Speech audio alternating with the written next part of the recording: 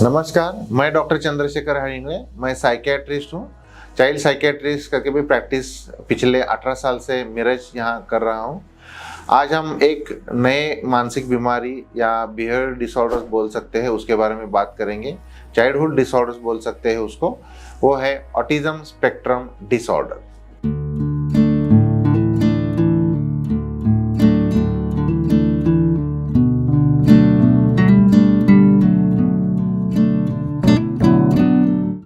ये जो autism spectrum disorder है वो एक न्यूरो डेवलपमेंट डिसऑर्डर है जो मस्तिष्क के विकास को प्रभावित करता है। इसमें कॉमन जो 3 प्रॉब्लम रहते हैं वो है सामाजिक संपर्क हो, संचार या व्यवहार के प्रति कठिनाई पैदा कर देता है। यह एक स्पेक्ट्रम डिसऑर्डर है। स्पेक्ट्रम डिसऑर्डर यानी ये जो लक्षण है वो कम से लेकर ज़्यादा लेवल तक दिखाई दे सकते हैं, यानी हल्के से गंभीर लेवल तक वो दिखाई दे सकते हैं। इसीलिए इसको स्पेक्ट्रम डिसऑर्डर बोलते हैं। इसीलिए एएसडी का जो प्रभाव है वो हर व्यक्ति में अलग अलग होता है। इसीलिए इसका निदान जो रहता है वो यूजुअली बचपन में ही होता है। अब हम इसका प्रमाण कितना होता है उसके बारे में बात करेंगे। ऐसा माना गया है, यानी अनुमान लगाया है कि 100 में से एक बच्चे को एएसडी हो सकता है। अमेरिका में centre for disease control and prevention जो है उसके हिसाब से देखा तो 8 साल की उम्र में 36 में से एक बच्चे को एएसडी हो सकता है। अपने देश में भारत में इसके जो आंकड़े हैं सटीक आंकड़े मिलना मुश्किल है, लेकिन कुछ स्टडीज में ऐसे पाया गया है कि 70 या 80 बच्चों में एक बच्चे को एएसडी हो सकता है। लड़कों में लड़कियों के हिसाब से अगर कंपेयर करेंगे तो 4 टाइम्स ज़्यादा रिस्क रहता है, यानी एक बच्चे को अगर फीमेल में है तो 4 गुना ज़्यादा लड़कों में रिस्क हो सकता है। और सबसे एक खासियत बात यह है कि लड़कियों में जो ये सिम्टम्स है वो देर से दिखाई देते हैं। इसीलिए लड़कियों में जो डायग्नोसिस है वो बहुत थोड़ा देर से हो सकता है। अब हम जो एएसडी जो है इसके लिए कौन से फैक्टर्स रिस्पॉन्सिबल है उसके बारे में बात करेंगे। सबसे पहला कारण है वो है जेनेटिक फैक्टर्स, यानी ये अनुवंशिक या हेरिडिटरी फैक्टर्स भी इसके लिए रिस्पॉन्सिबल है। अगर खानदान में एक बच्चे को एएसडी है यानी ऑटिज्म स्पेक्ट्रम डिसऑर्डर है तो जो आगे होने वाले जो बच्चे हैं उनमें भी ये रिस्क या जोखिम ज़्यादा हो सकती है। इसीलिए जेनेटिक उत्परिवर्तन यानी जेनेटिक म्यूटेशंस के कारण भी ये एएसडी का रिस्क ज़्यादा हो सकता है। दूसरा जो फैक्टर्स है उसको हम बोलते हैं कि ब्रेन डेवलपमेंट एबनॉर्मलिटीज, यानी मस्तिष्क का जो विकास है उसमें कुछ प्रॉब्लम आया तो ऐसा हो सकता है। मस्तिष्क में जो संरचनात्मक या कार्यात्मक जो भी हिस्सा है ब्रेन का उसमें प्रॉब्लम डेवलप होने के कारण भी एएसडी के लक्षण दिखाई दे सकते हैं। इसीलिए अपने मस्तिष्क में जो सामाजिक संपर्क हो, संचार के प्रति जो भी ब्रेन के जो पार्ट्स हैं उसमें ये पैथोलॉजी डेवलप हो सकता है। इसीलिए न्यूरल कनेक्शन में असंतुलन हो या तंत्रिका कोशियों में जो संचार है उसका लेवल जो कम या असामान्य लेवल पे होने के कारण भी ये एएसडी के लक्षण दिखाई दे सकते हैं। अब तीसरा फैक्टर है उसको बोलते हैं इन्वायरमेंटल फैक्टर, यानी गर्भावस्था के दौरान या जन्म के समय में कुछ इन्वायरमेंटल फैक्टर्स भी रिस्पॉन्सिबल होते हैं।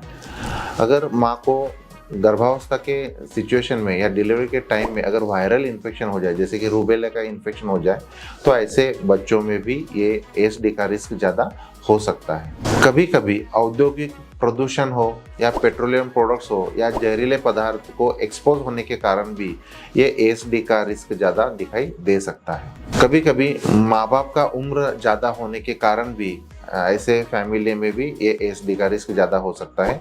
हार्मोनल इम्बैलेंस की वजह से भी, जैसे कि प्रोजेस्टेरॉन या एस्ट्रोजन का लेवल का जो डिस्टर्बेंस आता है उसके कारण भी एएसडी का जो प्रभाव है वो या रिस्क है वो ज़्यादा हो सकता है। अब हम 3 प्रमुख समस्याओं के बारे में बात करेंगे। पहली है उसको बोलते हैं कम्युनिकेशन का प्रॉब्लम, यानी संचार संबंधी प्रॉब्लम, यानी पेशेंट में कम्युनिकेशन का प्रॉब्लम रहता है, उसको वर्बल कम्युनिकेशन या नॉन वर्बल कम्युनिकेशन का भी प्रॉब्लम बोल सकते हैं। दूसरा है सोशलाइजेशन, यानी सामाजिकीकरण का प्रॉब्लम रहता है, यानी सोशल एस्पेक्ट में उसमें थोड़ा प्रॉब्लम दिखाई देता है। तीसरा है रिपीटेटिव मूवमेंट, यानी एक ही चीज़ बार बार करना, और उस कभी कभी फिक्स्ड स्पेसिफिक इंटरेस्ट रहता है, यानी एक ही स्पेसिफिक चीज़ में उसको रुचि रहती है। तो ये 3 प्रमुख कम्युनिकेशन डिसऑर्डर बोल सकते हैं। दूसरा है सोशलाइजेशन का प्रॉब्लम, तीसरा है रिपीटेटिव मूवमेंट या स्पेसिफिक फिक्स इंटरेस्ट। ये 3 प्रमुख लक्षण एएसडी में दिखाई दे सकते हैं। अब हम डिटेल में ये जो लक्षण है उनके बारे में बात करेंगे। पहला है कम्युनिकेशन में जो प्रॉब्लम रहता है उसके बारे में बात करें। यूजुअली कम्युनिकेशन जो रहता है वो है वर्बल कम्युनिकेशन और दूसरा है non verbal communication. Verbal communication के प्रॉब्लम में पेशेंट हमेशा बात कर सकता है, लेकिन जो भी बात करता है वो क्लियर नहीं होता, असामान्य लेवल पे रहता है। यानी कभी कभी वो बोलता है उसमें रिपीट करता है, जैसे कि सामने वाला बोलता है तो उसके उसी वर्ड को वो रिपीट करता है, उसको हम इकोलिलिया बोल सकते हैं। कभी कभी जो बाहर पेशेंट सुनता है, यानी टीवी पे देखता है, मीडिया पे देखता है, तो वो भी वो रिपीट कर सकता है। ये हो गया वर्बल कम्युनिकेशन का प्रॉब्लम। कभी कभी नॉन वर्बल कम्युनिकेशन में जो पेशेंट जो रहता है वो हाथ से कुछ सिग्नल देता है, बॉडी लैंग्वेज से वो बताता है। जैसे कि अगर उसको समझो, बच्चों को जो नॉर्मल बच्चे रहते हैं वो अगर वो पानी चाहिए तो वो बोल सकते हैं हाथ से कि पानी चाहिए करके, कुछ बोलते हैं कि खाने के लिए कुछ इशारा दे सकते हैं। लेकिन जो ऑटिज्म में नॉन वर्बल कम्युनिकेशन में ऐसे बच्चे डायरेक्ट सिग्नल नहीं देते। यानी अगर समझो बच्चों को अगर पानी चाहिए तो वो डायरेक्ट पानी चाहिए ऐसा बोलते नहीं, और जो कम्युनिकेशन है वो जो नॉन वर्बल कम्युनिकेशन है यानी हाथ से जो सिग्नल देना चाहिए वैसे भी नहीं देते। तो यूजुअली एएसडी के जो बच्चे रहते हैं वो क्या करते हैं, पेरेंट्स को पकड़ के वो पानी जहाँ रखा है वहाँ तक वो लेके जाते हैं, लेकिन वो हाथ से उसको अपने पानी खुद नहीं लेते और बताते भी नहीं। ऐसे ये नॉन वर्बल कम्युनिकेशन के प्रॉब्लम भी बच्चों में दिखाई दे सकते हैं। वर्बल कम्युनिकेशन में जो कम्युनिकेशन है उसमें कभी कभी बच्चे बात करते हैं, यानी कुछ बच्चे बिल्कुल बात ही नहीं करते, यानी ये कम्युनिकेशन का डिसऑर्डर है, ये बच्चों में दिखाई दे सकता है। इन शॉर्ट, वर्बल कम्युनिकेशन होना चाहिए, अगर नहीं होता है तो एटलीस्ट नॉन वर्बल कम्युनिकेशन होना चाहिए। नॉन वर्बल कम्युनिकेशन में आंखों से इशारा दे सकते हैं, हाथ से इशारा दे सकते हैं, यानी या बॉडी लैंग्वेज से भी कर सकते हैं। यानी ये कम्युनिकेशन में वर्बल या नॉन वर्बल कम्युनिकेशन का प्रॉब्लम रह सकता है। अब दूसरा जो लक्षण दिखाई देता है उसको बोलते हैं सोशलाइजेशन का प्रॉब्लम या सामाजिककरण में प्रॉब्लम रहता है। यानी ऐसे बच्चे मिक्स नहीं होते, खेलने के लिए नहीं जाते, खेलते हैं तो खुद अकेला खेलना पसंद करते हैं। यूजुअली अपने लेवल पे अपने सेम उम्र के बच्चों में वो एडजस्ट नहीं होते, अपने से छोटे में भी नहीं होते, अपने से बड़े लोगों में भी वो इंटरेस्ट नहीं दिखाते। कुछ बच्चे खेलते हैं तो एक स्पेसिफिक चीज़ में ही वो इंटरेस्ट दिखाते हैं, जैसे कि अगर खिलौना है तो खिलौने से पूरी तरह से नहीं खेलेंगे, लेकिन वो पहिए से उसके साथ खेलेंगे। जो लड़कियां हैं जो गुड़िया है या उसके साथ खेलना पसंद, एक्चुअली खेलना चाहिए लेकिन उसके साथ वो खेलना भी नहीं पसंद करते। कुछ बच्चे जो खाना पकाने का खेल करेंगे बोलते हैं, तो इसमें क्या करते हैं, गैस पे है उसके ऊपर बर्तन रखते हैं, लाइटर लगाते हैं, खाना पकाते हैं। एक नॉर्मल बच्चे जैसा खेल खेलते हैं ऐसे खेल भी ये बिल्कुल नहीं खेलते। इसलिए ऐसे बच्चे लोगों से कम्युनिकेशन कम करते हैं, मिक्स नहीं होते हैं, उनकी अपनी जो रुचि है, आवश्यकता है, वो बिल्कुल बताते नहीं। कल्पनाओं का जो खेल रहता है, जैसे कि एक मोबाइल दिया तो नॉर्मल बच्चे हेलो फोन उठा के खिलौने का मोबाइल भी लेके वो हेलो हेलो बोलते हैं, लेकिन ये बच्चे भी ऐसा नहीं कर सकते। इसीलिए सोशलाइजेशन में भी ऐसे बच्चों में प्रॉब्लम दिखाई देता है। तीसरा जो लक्षण दिखाई देता है उसको बोलते हैं रिपीटेटिव हैंड मूवमेंट या स्टीरियोटाइपिकल मूवमेंट भी बोल सकते हैं। और कुछ बच्चों में स्पेसिफिक फिक्स इंटरेस्ट दिखाई देता है, यानी ऐसे बच्चों में एक ही चीज़ बार बार करने की आदत रहती है, हैंड मूवमेंट रहता है यूजुअली, उसको हम स्टीरियोटाइपिकल मूवमेंट भी बोलते हैं। और कुछ बच्चों में स्पेसिफिक इंटरेस्ट, यानी वो जो उनका डेली रूटीन है उनमें बदलाव बिल्कुल पसंद नहीं आता। उनमें अगर वो हम बदलाव लाने की कोशिश करेंगे तो वो जल्दी गुस्सा करते हैं, चिड़चिड़ करते हैं या रोना भी शुरू कर देते हैं। रिपीटेटिव जो मूवमेंट है वो यूजुअली हाथ में भी दिखाई देता है, कभी कभी उसके जो शरीर है या बॉडी मूवमेंट में भी वो रिपीटेटिव एक्शन दिखाई दे सकता है। अब एएसडी के बच्चे में यानी ऑटिज्म स्पेक्ट्रम डिसऑर्डर में कुछ बच्चे में सेंसिटिव इशू भी दिखाई दे सकते हैं, यानी कुछ पेशेंट में ज़्यादा संवेदनशीलता दिखाई देती है, कुछ पेशेंट में अल्प संवेदनशीलता भी दिखाई देते हैं, यानी हाइपर सेंसिटिविटी भी दिखाई दे सकती है या हाइपो सेंसिटिविटी भी बोल सकते हैं। जो 5 जो संवेदन है जैसे कि दृष्टि के बारे में हो, सुनाई देने में प्रॉब्लम हो, यानी श्रवण के प्रॉब्लम बोल सकते हैं, या स्मेल के बारे में बोल सकते हैं, टेस्ट के बारे में बोल सकते हैं, या टच के बारे में भी बोल सकते हैं। यानी ये जो 5 सेंसेस है उनमें हाइपर सेंसिटिविटी भी दिखाई दे सकता है या हाइपो सेंसिटिविटी भी दिखाई दे सकता है। अब हम विजुअल सेंसरी इश्यूज कौन से होते हैं उसके बारे में बात करेंगे, यानी आंखों के बारे में। यूजुअली ये जो बच्चे हैं usually eye to eye contact avoid करते हैं। तेज रोशनी हो, जैसे कि ट्यूबलाइट का रोशनी हो या सूरज की किरणें हो, यूजुअली उनको भी वो अवॉइड करते हैं। चमकीले रंगों या टिपिकल जो पैटर्न रहता है उससे भी वो जल्दी विचलित हो सकते हैं। और ऐसे जो बच्चे हैं यूजुअली घूमने वाली चीज़ों को देख के भी जल्दी आकर्षित होते हैं। अगर भीड़ हो या कुछ क्राउडेड प्लेस हो तो वो ऐसे सिचुएशन में वो जल्दी विचलित भी हो सकते हैं। इसीलिए विजुअल सेंसरी जो भी प्रोसेस है उसमें ऐसे बच्चों में हाइपोसेंसिटिविटी या हाइपर सेंसिटिविटी भी दिखाई दे सकती है। अब हम ऑडिटरी सेंसरी इश्यूज कौन से होते हैं, यानी श्रवण के बारे में जो इश्यूज होते हैं उसके बारे में बात करें। कुछ बच्चों में कुछ स्पेसिफिक आवाज़ के कारण भी डर पैदा होता है, जैसे कि सायरन हो, घंटी हो या मिक्सर का आवाज़ हो। तो ऐसे बच्चे में ये आवाज़ सुनने के बाद भी वो जल्दी डर जाते हैं। कुछ बच्चे में स्पेसिफिक आवाज़ सुनने के बाद वो इरिटेट होते हैं, गुस्सा जल्दी करते हैं। अगर बच्चों को नाम से पुकारते हैं, नाम सुनने के बाद भी यानी सुनाई देने के बाद भी वो रिस्पॉन्स नहीं देते, इग्नोर करते हैं, ऐसे में हम बोलते हैं उसको ऑडिटरी इग्नोसिया भी बोलते हैं। कुछ लोगों को, कुछ बच्चे में स्पेसिफिक आवाज़ में आकर्षण पैदा होता है, जैसे कि कुछ घूमता हुआ फैन हो, मिक्सर हो, उसका भी आवाज़ उनको ज़्यादा आकर्षित कर सकता है। अब हम स्मेल के बारे में या ऑल्फैक्टरी सेंसेस है उसके इश्यूज़ के बारे में बात करेंगे। यूजुअली छोटा सा या छोटे लेवल पे अगर कोई गंध है या स्मेल आता है उसमें वो ज़्यादा तेज उनको एहसास होता है। कभी कभी कुछ परफ्यूम हो, साबुन हो या कुछ खाने की चीज़ हो, ऐसे पदार्थ की वजह से भी उनमें ज़्यादा नौजिया फील हो सकता है। वोमिटिंग का भी सेंसेशन कभी कभी आता है। कभी कभी ये बच्चे हैं सिचुएशन को अवॉइड करते हैं, जैसे बाथरूम में जाना, किचन में जाना भी वो अवॉइड कर सकते हैं। कभी कभी स्पेसिफिक चीज़ का उनको नौजिया पैदा करता है, यानी खाने की चीज़, इसीलिए वो खाना भी अवॉइड कर सकते हैं। तो इस तरह से स्मेल के जो भी इश्यूज़ है वो ये जो इश्यूज़ है उसको हम हाइपर सेंसिटिव इश्यूज़ बोल सकते हैं। अब हम स्मेल के जो हाइपो सेंसिटिव इशू है उसके बारे में बात करें। ऐसे बच्चे में जो हाइपो सेंसिटिव है स्मेल में, उनमें तीव्र गंध हो वो जल्दी एहसास नहीं होता। अगर गंदगी हो तो ऐसी सिचुएशन में वो अच्छी तरह से रह सकते हैं। कभी कभी उनको असामान्य चीज़ें भी सूंघने की आदत होती है, जैसे कि कपड़ा हो, खिलौना हो, कोई भी चीज़ हो वो सूंघने की आदत उनमें रहती है। अब हम टेस्ट या खाने के बारे में हाइपर सेंसिटिविटी इशू कौन से होते हैं उसके बारे में बात करेंगे। कुछ खाने से, यानी तीखा हो, खट्टा हो, मीठा हो, तो ऐसे खाने से भी उनमें घृणा पैदा होती है।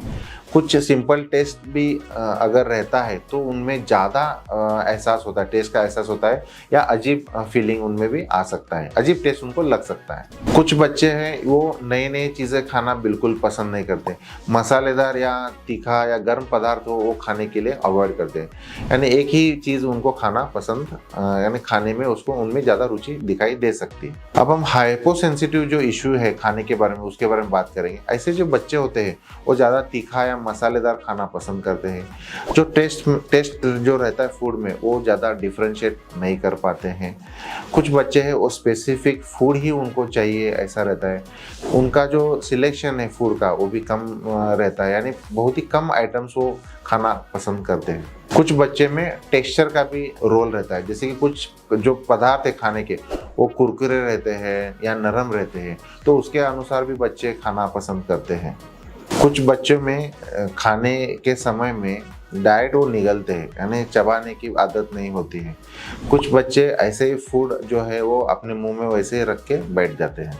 तो इस तरह से खाने के बारे में, टेस्ट के बारे में हाइपर सेंसिटिव या हाइपो सेंसिटिव इश्यूज हो सकते हैं। अब हम टच के बारे में जो सेंसिटिव इशू है उसके बारे में बात करेंगे। हाइपर सेंसिटिव अगर बच्चा होता है तो ऐसे बच्चे में टच के इश्यू जो रहता है वो कॉमन है, जैसे कि ये बच्चे सिंपल टच को भी अलाउड नहीं करते, यानी अगर कटिंग करना है तो बार्बर को भी वो ठीक से अलाउड नहीं करते। ऐसे बच्चे रोते हैं, चिड़चिड़ करते हैं।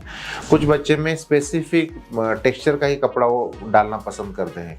अगर दूसरा टेक्सचर का अगर कपड़ा रहेगा तो थोड़ा इरिटेट होते हैं, अलाउड भी नहीं करते, गुस्सा करते हैं, वही चीज़ चाहिए ऐसा वो जिद करते हैं। कुछ बच्चों को माँ बाप भी अगर उसको हक करते हैं, हाथ से पकड़ते हैं तो भी वो इरिटेट हो जाते हैं। कुछ बच्चों में हाथ अगर गंदा हो जाए, चिपचिपा हो जाए तो भी इरिटेट हो जाते हैं। हमने कुछ बच्चों में ये भी देखा है कि अगर बच्चे का हाइट भी बढ़ जाता है, लेकिन अगर छोटा होता है, फटा हुआ कपड़ा है, फिर भी वही पैटर्न, वही टेक्सचर, वही कपड़ा चाहिए पहनने के लिए, ऐसा वो जिद करते हैं।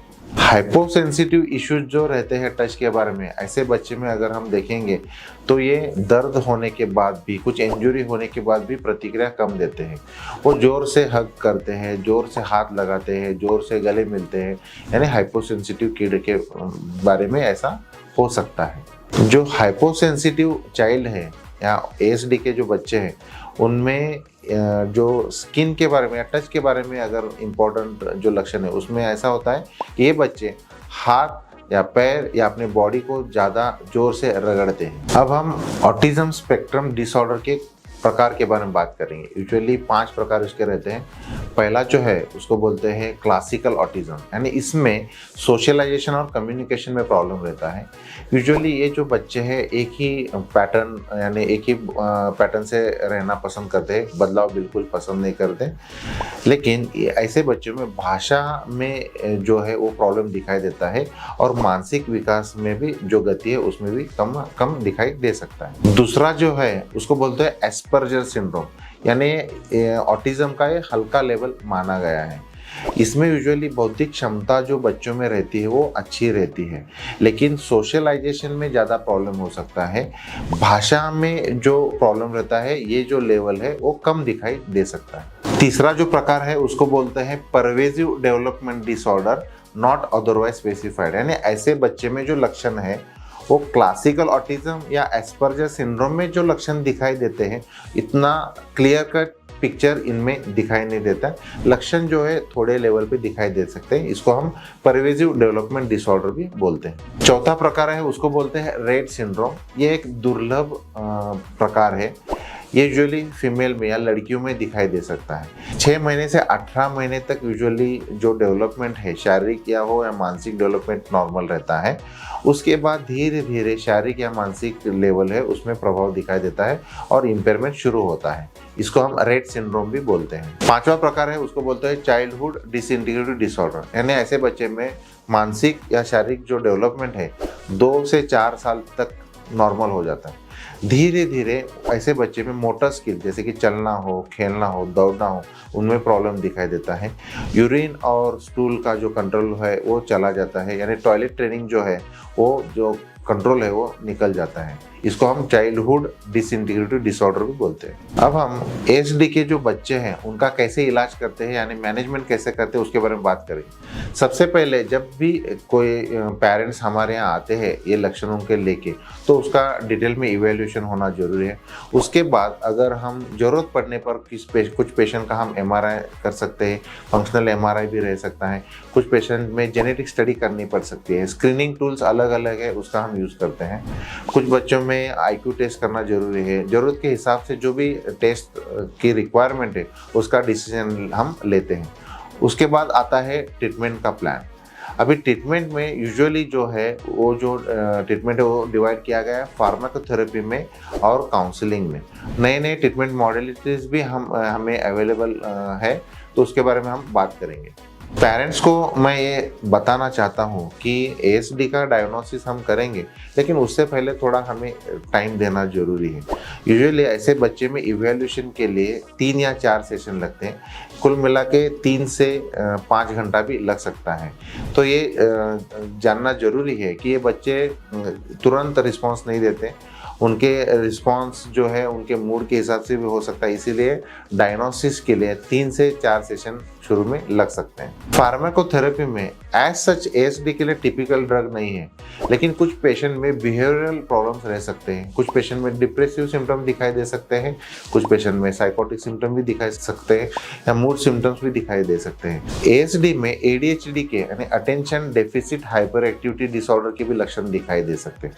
तो ऐसे समय में ड्रग्स का हेल्प लेना अच्छा रहेगा, उचित रहेगा, क्योंकि इसकी वजह से ASD के लिए जो हम थेरेपी देने वाले हैं उसमें जल्दी रिजल्ट मिल सकता है। अभी हम कौन कौन से ड्रग्स दे सकते हैं? यूजुअली बिहेवियर प्रॉब्लम्स के लिए देखेंगे, अगर पेशेंट इरिटेबल है, वायलेंट है, तो एंटीसाइकोटिक जैसे कि ओलानज़ेपिन हो, रिस्पेराडोन हो, एरिपिप्राजोल हो, क्विटियापिन हो, ऐसे ड्रग्स का यूजुअली हम यूज़ करते हैं। एंटी डिप्रेशन में एसएसआरआई जैसे कि फ्लोक्सिटिन, एसिटालोप्राम, सर्ट्रालिन, ऐसे बहुत सारे ड्रग्स हैं, उनका यूज़ कर सकते हैं। कुछ पेशेंट में बेंजोडाइजेपिन्स जैसे कि क्लोनाज़ेपाम, अल्प्राजोलम का भी यूज़ हम कर सकते हैं। यूजुअली ऐसे बच्चे में बिहेवियर प्रॉब्लम के लिए ऑक्स कार्बामेज़ेपिन या कार्बामेज़ेपिन का यूज़ हम करते हैं, उससे जल्दी और अच्छा रिजल्ट हमने पाया है। कुछ पेशेंट में अगर एडीएचडी की सिम्टम हो, यानी अति चंचलता बोलते हैं, attention deficit hyper activity disorder, ऐसे बच्चे में मिथाइलफेनिडेट या एटोमॉक्सिटिन का भी हम यूज़ करते हैं। अब दूसरा जो थेरेपी है उसको हम बोलते हैं counselling. Usually counselling individual counselling हो सकता है, फैमिली काउंसलिंग हो सकता है, या ग्रुप काउंसलिंग भी हो सकता है। इंडिविजुअल काउंसलिंग में पेशेंट को या बच्चों को हमें हमारा व्यवहार कैसा होना चाहिए, आइडियल कैसे बर्ताव करना चाहिए, मैक्सिमम लेवल पे ये चीज़ें सिखाने की कोशिश करते हैं। फैमिली काउंसलिंग में रोल आता है फैमिली मेम्बर्स का। हमें जो भी ऑटिज्म स्पेक्ट्रम के डिसऑर्डर के जो बच्चे हैं उनसे निगड़ित या क्लोज जो भी रिलेटिव हैं उनको ऑटिज्म के बारे में बताना जरूरी है। उनको ये जो बीमारी उसके बारे में, लक्षणों के बारे में, कारणों के बारे में, ट्रीटमेंट पैटर्न के बारे में बताना जरूरी है। यानी ये जो फैमिली मेम्बर्स है उनका रोल एएसडी डिसऑर्डर के बच्चों के प्रति क्या होना चाहिए ये सिखाते हैं। तीसरा जो काउंसलिंग का टाइप है उसको हम बोल सकते हैं कि ग्रुप काउंसलिंग। यानी एएसडी के जो बच्चे हैं उनको एक साथ बिठाते हैं और उनको एक साथ ही कम्युनिकेशन के बारे में या सोशलाइजेशन के बारे में ट्रेनिंग दिया जाता है। अब रोल आता है बिहेवियरल और डेवलपमेंट थेरेपीज के बारे में। ये ऐसे थेरेपीज कौन कौन से दे सकते हैं उसके बारे में बात करेंगे। तो सबसे पहले है अप्लाइड बिहेवियरल एनालिसिस, यानी ऑब्जर्वेशनल बिहेवियर थेरेपी। इसमें पेशेंट को हम कम्युनिकेशन के बारे में, सोशलाइजेशन के बारे में हम ट्रेनिंग देते हैं। अब रोल आता है स्पीच और कम्युनिकेशन थेरेपी में। तो इस तरह से एएसडी के जो बच्चे हैं उनको बोलने के लिए सिखाया जाता है, समझने के लिए सिखाया जाता है, या संवाद करने के लिए सिखाया जाता है। यानी उनकी जो बोलने की, समझने की और संवाद करने की जो क्षमता है उसमें सुधार किया जाता है स्पीच और कम्युनिकेशन के द्वारा। अब रोल होता है ऑक्यूपेशनल थेरेपी का। ऑक्यूपेशनल थेरेपी में जो बच्चे हैं उनका जो डेली रूटीन है उसमें सुधार लाने के लिए कोशिश करते हैं। जैसे कि सुबह जल्दी उठना, फिर उसमें खुद का ख्याल रखना, ब्रश करना, नहाना धोना, ये जो काम है वो डेली रूटीन जो है उसमें सुधार लाने की कोशिश करते हैं ऑक्यूपेशनल थेरेपी में। उसके बाद जो रूटीन एक्टिविटी जैसे खेलना भी हो, लिखना भी हो, घर का काम करना भी हो, ये सब कैसे अच्छी तरह से करना चाहिए ये सिखाया जाता है ऑक्यूपेशनल थेरेपी में। तब रोल आता है एजुकेशनल सपोर्ट का। एएसडी के जो बच्चे हैं उनका आईक्यू अलग अलग हो सकता है, उनके सीखने की जो क्षमता है बच्चों में अलग अलग होती है, इसीलिए विशेष शिक्षा उनको देना जरूरी है। यानी उनके कैपेसिटी के अनुसार उनको सेशन डिसाइड करते हैं। इंडिविजुअल लेवल पे भी उनका ट्रीटमेंट या एजुकेशन का प्लान हम करते हैं। जैसे कि कुछ पेशेंट में थेरेपी जो है या एजुकेशन का जो भी हम सिलेबस जो ऑप्शन हम डेवलप करते हैं वो हर पेशेंट में अलग अलग हो सकते हैं। जैसे कि कुछ बच्चों में रोज़ उसको ट्रेनिंग देना जरूरी रह सकता है, कुछ पेशेंट में बच्चों में हफ्ते में 1-2 बार या हफ्ते में 1 बार उसको सेशन देना जरूरी पड़ सकता है।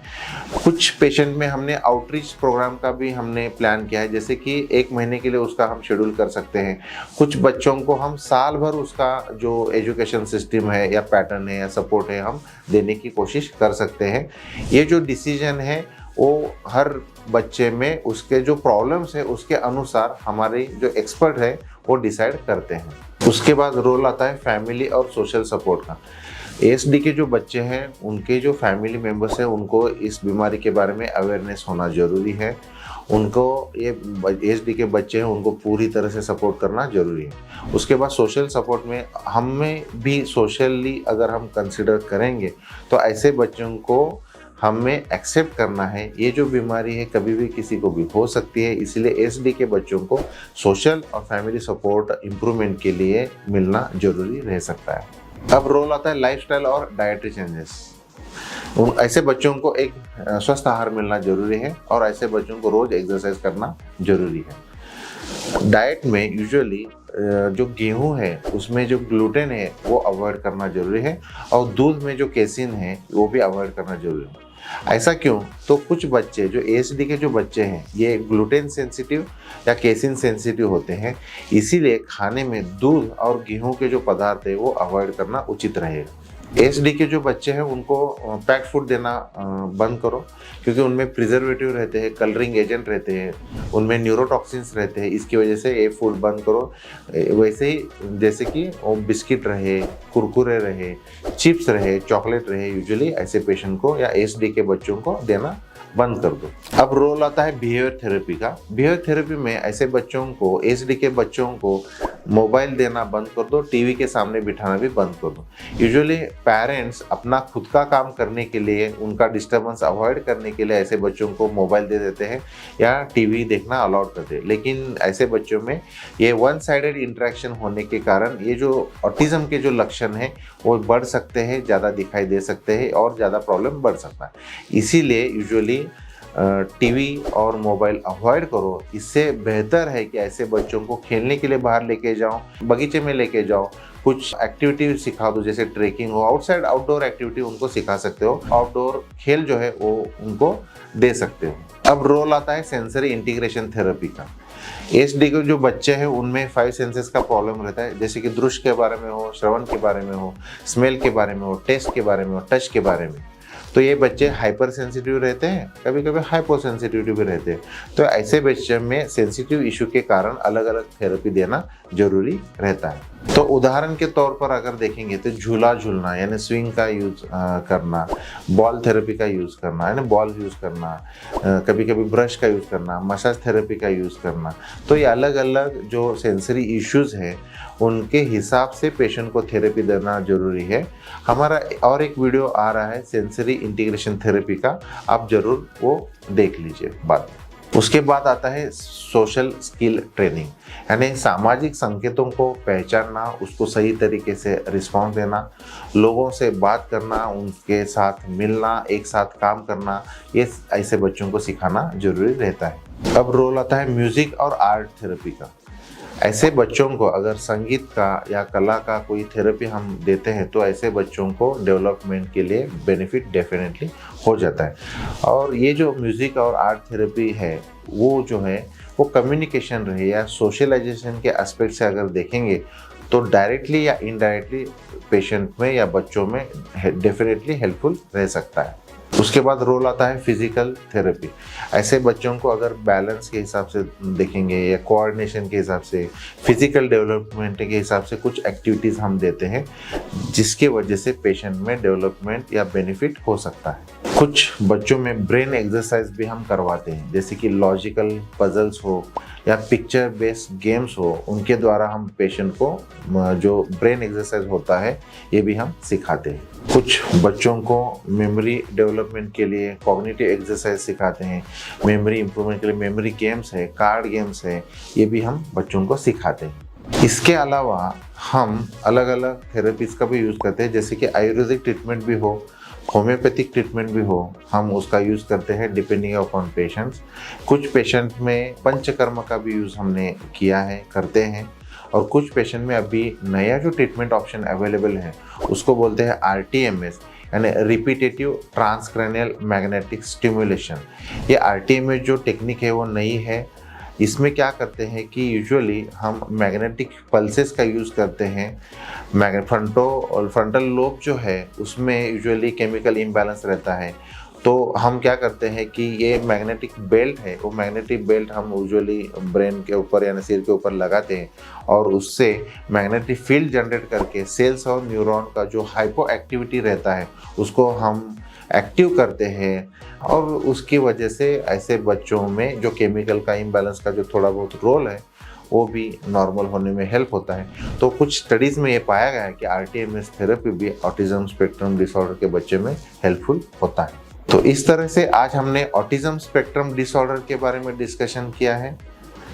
ये जो प्रॉब्लम है वो कंट्रोल में ला सकते हैं। पेरेंट्स को ये जानना जरूरी है कि ये लक्षण बच्चों में अगर दिखाई देते हैं, जो भी हमने डिस्कशन किया है, तो तुरंत आप एक्सपर्ट से बात कर सकते हो, मिल सकते हो और ये जो प्रॉब्लम है उसके लिए अलग अलग थेरेपी, जैसे कि ड्रग थेरेपी हो, काउंसलिंग हो, अलग अलग बिहेवियर थेरेपी है, उसका अगर हम प्रॉपर यूज़ करेंगे तो ये बीमारी या ये प्रॉब्लम कंट्रोल में ला सकते हैं। इसीलिए आज ऑटिज्म स्पेक्ट्रम डिसऑर्डर का जो परसेंटेज है वो धीरे धीरे बढ़ रहा है। तो इसीलिए ऐसे पेशेंट को, ऐसे बच्चों को प्रॉपर कंसल्टेशन, प्रॉपर थेरेपी देना जरूरी है। हमारे निर्मल ऑटिज्म और लर्निंग डिसेबिलिटी एजुकेशन सेंटर में ये हम ट्रीटमेंट ऑप्शंस, जो थेरेपीज है वो अवेलेबल हैं। हम डेली बेसिस पे, सिचुएशन के अनुसार डेली बेसिस पे हम थेरेपी दे सकते हैं। कुछ पेशेंट को हम वीकली भी प्लान कर सकते हैं, कुछ पेशेंट को हम साल भर भी ये एजुकेशन सेंटर में हम ये स्कूल जैसा हम ऐसे पेशेंट को थेरेपी देने के लिए हम फैसिलिटी अवेलेबल हमने किया है। कभी कभी हम आउटरीच प्रोग्राम भी देते हैं, जैसे कि इसमें पेशेंट अगर आउटसाइड सांगली या मिरज का है, अगर वो उसके ऐसे बच्चों को हमारे यहाँ डेली नहीं ला सकते, डिस्टेंस है, तो ऐसे बच्चों को हम 1 महीने के लिए हमारे पास आप रख सकते हो। उसके साथ साथ पेरेंट्स भी रह सकते हैं। 1 महीने में हम ऐसे बच्चों को सिचुएशन के अनुसार सिखा देंगे। ये थेरेपी पेरेंट्स भी घर में बाद में फॉलो कर सकते हैं। बहुत ही जल्द हम नया जो हमारा सेटअप है उसमें हम रेसिडेंशियल स्कूल का भी प्लान कर रहे हैं। जब भी हमारा ये रेसिडेंशियल स्कूल शुरू होगा आपको डेफिनेटली हम बताएंगे। तो ये हुआ ऑटिज्म स्पेक्ट्रम डिसऑर्डर के बारे में। मानसिक बीमारी के बारे में और जानकारी चाहते हो, इसके अलावा बच्चों के बारे में बिहेवियर प्रॉब्लम्स जो भी है, चाइल्डहुड डिसऑर्डर के बारे में और जानकारी चाहते हो, तो आप हमारी वेबसाइट www.nirmalhospital.com को आप विजिट कर सकते हो। हमारा यूट्यूब चैनल है निर्मल हॉस्पिटल मिरज, उसको आप सब्सक्राइब कर सकते हो। हमारा इंस्टाग्राम या फेसबुक चैनल है, उसको भी आप फॉलो कर सकते हो। नीचे दिए हुए नंबर पे आप पर्सनली इंफॉर्मेशन ले सकते हो। फिर मिलेंगे और एक मानसिक बीमारी के साथ डिस्कशन करने के लिए। तब तक नमस्कार।